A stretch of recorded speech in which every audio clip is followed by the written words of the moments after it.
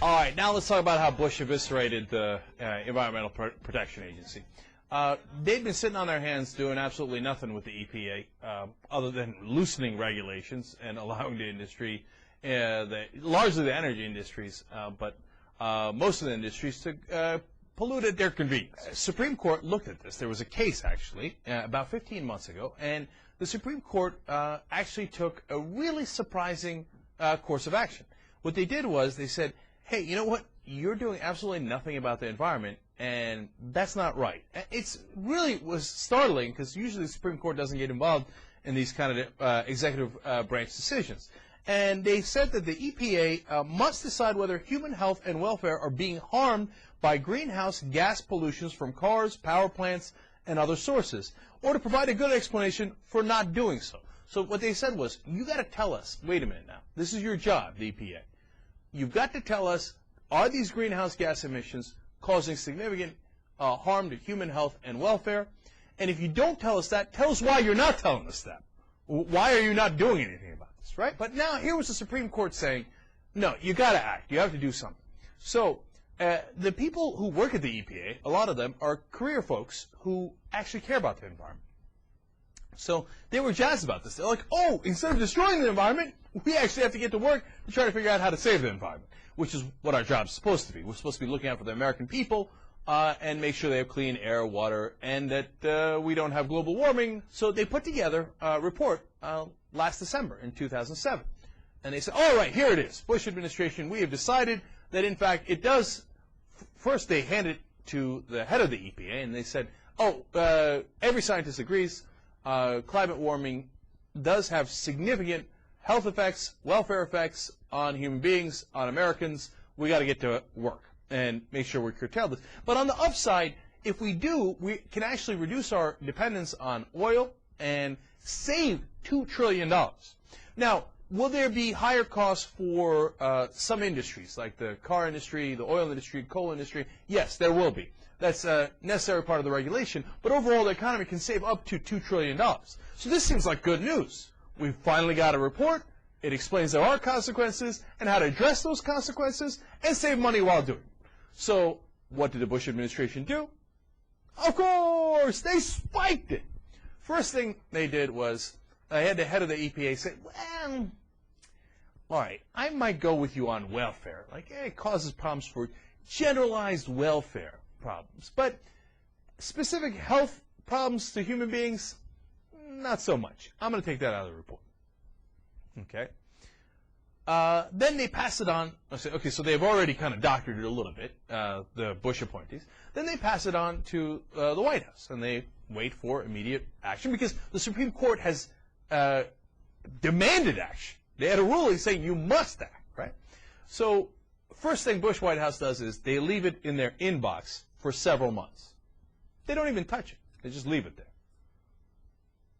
And every once in a while the EPA will be like, could you kind of help us out and take a look at that report that we wrote that the Supreme Court asked for? They're like, yeah, we're getting to it. Hey, easy there. Calm down. You're at a 10. You need to be at a 2. Finally, they get to the report. They look at it. And now there's been a decision on it, and that's why it's in the news today. They look at it and they go, not buying it.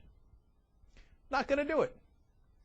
Wait a minute now. You can't just tell the Supreme Court that you're not going to do something that was mandated. Plus, the report tells you there's significant problems that this is causing for the American people. Real health problems, welfare problems. Although they took the health part out partly, even though we know it was in the report. Their excuse is, no. We'd love to do something about this, but what we need is more public comment. And once we get more public comment, then we can spring into action. Informally, of course, they're telling people that Bush administration will do absolutely nothing to curb greenhouse gas emissions for the rest of their term. As always, they're going to put it in the lap of the next president and go, na-na-na-na-boo-boo. Sad day for you. You deal with it. It's my mess. I'm handing it off to you. And I can guarantee you, on day 2 of your administration, I will blame you for it. The Bush administration is amazing. They just don't care.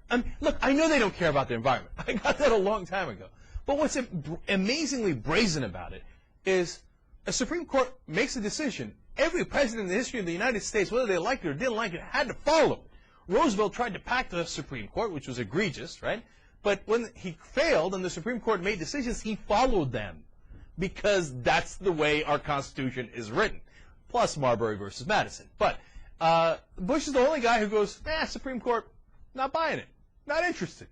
Yeah, go tell it to the next president because I'm not going to do what you told me.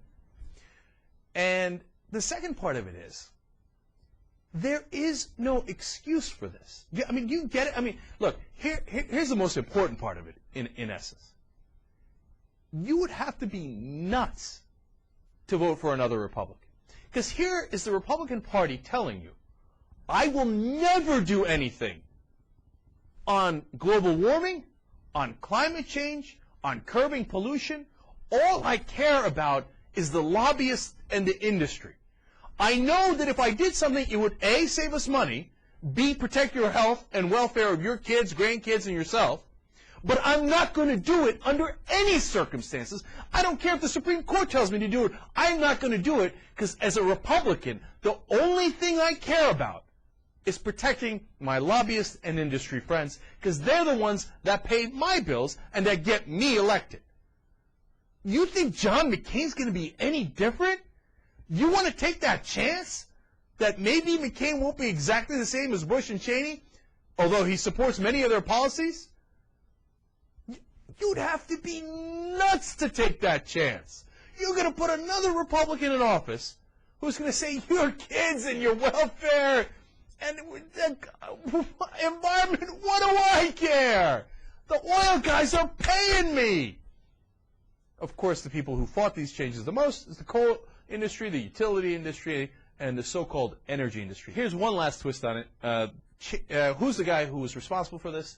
The guy who, of course, has been running the government in the last 7 years. Bush doesn't know what he said. I mean, he's like, Cheney comes and tells him and says, hey, you want to sign off on destroying the environment for the oil companies? And Bush is like, yeah, I'm into it. No problem. Go for it. Do it however you think makes sense, Dick. So in this story written by the Washington Post, it traces back to who is responsible for this. And the answer is the same answer we always have. Dick frickin' Cheney. Dick Cheney every single time. Here's a fun quote from Cheney's energy advisor, who was one of the people who killed this EPA report and any action on it. His name is F. Chase Hutto III. I already love the guy. So what does F. Chase Hutto III have to say? He said, this anti-regulatory philosophy and concern about what regulation means for the American way of life. Okay? So he's saying, look, you want to do all this regulation at the EPA to regulate how much the industries are polluting, but that's affecting the American way of life. He continues saying, not wanting greenhouse gas controls to do away with the large American automobile. Okay, this was reported of what he said in a meeting. Now that sounded confusing, so let me explain what it means. He says, look, the American way of life is large American automobiles, and we got to keep driving them. I don't care what the pollution is. I don't care what the greenhouse gases are. I don't care what the consequences are. The American way of life is big oil-chugging American cars, and we're going to protect that at all costs. That is our priority. Now, if that's your priority and your family's priority, go ahead and vote for another Republican. If that's not your priority and you're getting killed by the gas prices, and meanwhile we're having global warming and the ice caps are melting and we're having more significant hurricanes, etc., you might want to think twice before you vote for another Republican.